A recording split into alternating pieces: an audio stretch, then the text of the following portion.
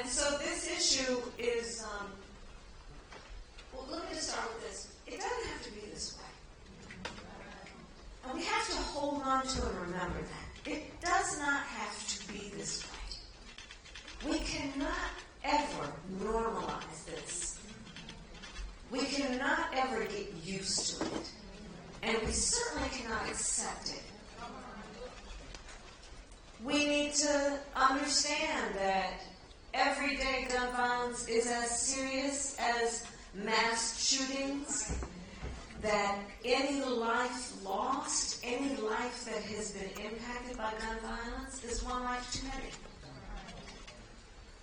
We have to think about this in the many ways that the injury occurs, which includes, of course, the tragedy of life that is lost, but also the trauma that is an additional form of injury that can exist for a lifetime if we don't put resources into calling it what it is and putting the resources into diagnosis and treatment.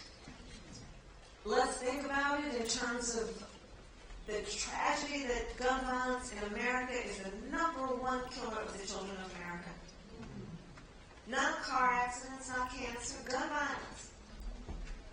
1 in 5 Americans has a family member that was killed by gun violence.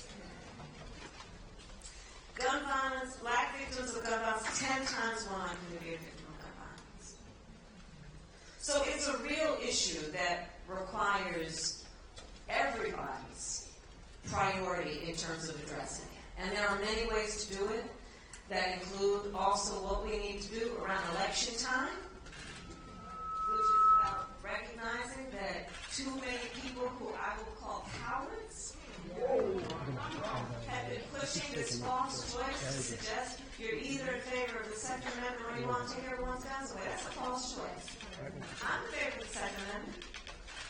I also believe there is no reason why we have assault weapons on the streets of America. There are weapons of war.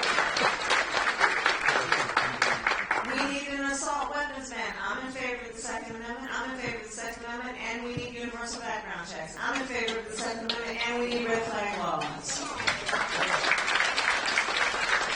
And we need the people in the United States Congress to have the courage to stand up to the gun lobbyists and take action around what is just reasonable. Universal background checks.